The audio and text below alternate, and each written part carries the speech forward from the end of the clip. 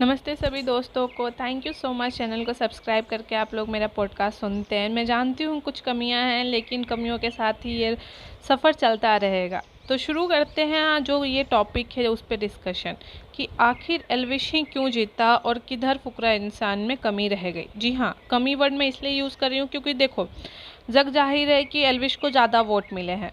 Followers उसके जितने भी हों, उसके बाद भी नए फॉलोअर्स उसके गेन हुए, इस बात से कोई भी दो राय नहीं है। 5 मिलियन फॉलोअर्स थे इंस्टाग्राम पे, उसके अब 15 मिलियंस हो रखे हैं। यानी कि पुराने फॉलोअर्स के साथ साथ नए फॉलोअर्स ने उसको पसंद किया है। वहीं फुकरा के साथ ऐसा नहीं हुआ। रीज़न क्या था? फुकरा ने शुरुआत के दिनों में बहुत सही खेला। अकेला यूट्यूबर था जो सब लोग उसको सपोर्ट कर रहे थे। उसकी छोटी छोटी कमियों को हम इग्नोर भी कर रहे थे। रीज़न क्या था इग्नोर करने का? कि चलो भाई, इसमें जो कमियां वो बाकी जो टीवी एक्टर्स हैं, पूजा भट्ट, उसके कंपेयर में छोटी हैं, इसलिए हम इग्नोर कर रहे थे। लेकिन जब एल्विश आता है तो उसने सबसे पहले बोला कि मुझसे सीनियर है, एक जगह एक वीडियो में। तो भाई सीनियर उसने अपने मेहनत से की है, उम्र में तो फुकरा से छोटा है एल्विश। तो फुकरा ने धीरे धीरे धीरे लोगों को ये दिखाना शुरू किया कि मैं बड़ा हूँ, हीरो का दोस्त। सबसे पहले तो उसी माइंडसेट ने ये क्लियर कर दिया कि फुकरा में घमंड है। और वो देखो, एक होता है कोई इंसान बहुत ही ना मीठा बोलता है, स्वीट बोलता है, एजुकेटेड साउंड करता है, लेकिन दिल का उतना साफ नहीं होता। एल्विश ऐसा इंसान है, वो साउंड कैसा भी करे लेकिन एकदम दिल का साफ बंदा, ये लोगों ने पहचान लिया।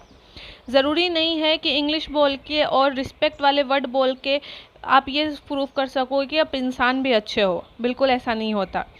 अक्सर लोग जो दिल के बुरे होते हैं वो मुंह पे अच्छे होते हैं, जो दिल के अच्छे होते हैं वो उनकी बोली थोड़ी सी खड़ी होती है।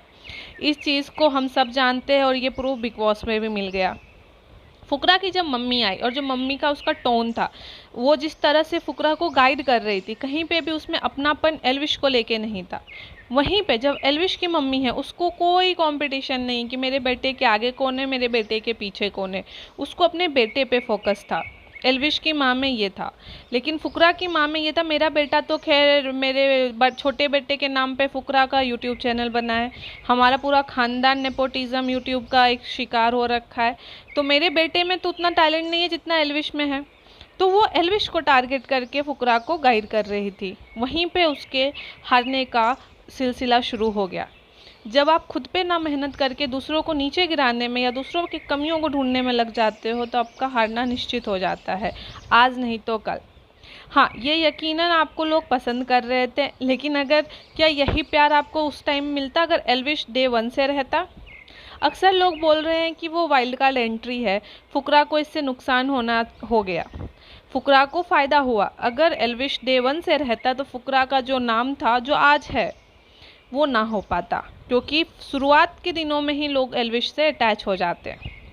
वाइल्ड कार्ड एंट्री वालों में विनर बनना खुद में एक हिस्ट्री क्रिएट किया है।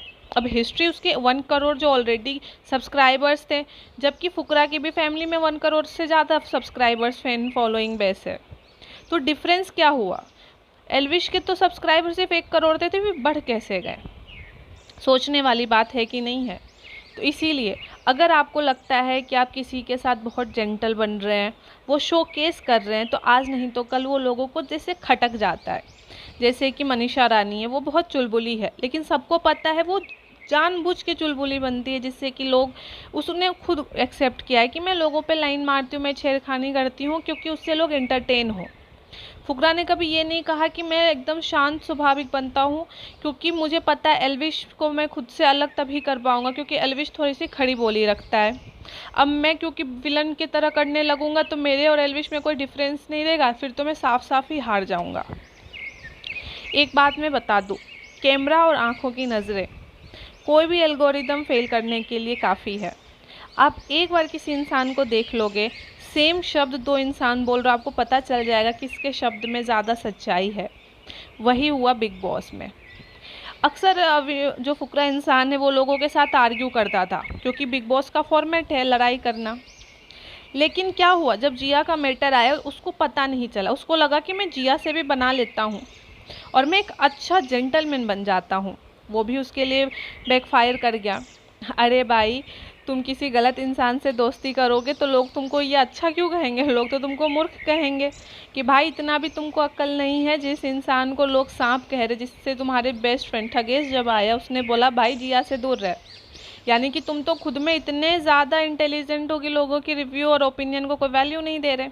ठगेश ने साफ साफ बोला था भाई जिया से दूर रहियो।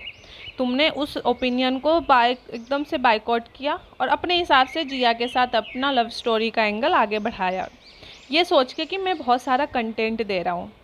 कंटेंट देना इज़ गुड, लेकिन गलत इंसान के साथ अपना इमेज को पोर्ट्रे करना कि मैं तो भाई बहुत अच्छा इंसान हूँ, जेंटलमैन हूँ, मेरा किसी से पंगा नहीं होता, क्योंकि एल्विश आ गया कंपटीशन में तो मैं अपने दुश्मनों से भी दोस्ती कर लेता हूँ, इसी बहाने मैं जीत जाऊँगा।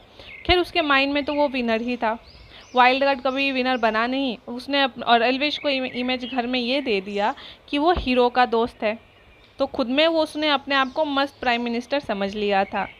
लेकिन बिग बॉस है जहाँ 24 घंटे कैमरे हैं। एल्विश को जब पता चला जिया ने उसको साबुन दिया तो क्या वो उसको ये बोल रहा था भाई मैं तुझे अपनाता हूँ, नहीं, उसने साफ साफ बोला जंगल में रहने वाली सांप हो तुम।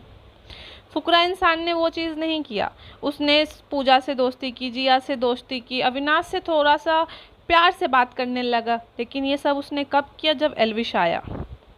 और उसने क्या किया, एल्विश जब जाता था बिग बॉस को कंटेंट देने के लिए किसी से आर्ग्यू करने या फाइट करने, उसको गधा और पता नहीं क्या क्या कहता था, उसको बस जलन हो गई। और उस जलन में जो उसने स्टेप्स लिए वो लोगों ने कैमरे में कैच कर लिया। अब आप कहोगे लेकिन यार एल्विश तो ऐसे बोलता है और फुकरा तो भाई बहुत ही डिसेंट बोलता है।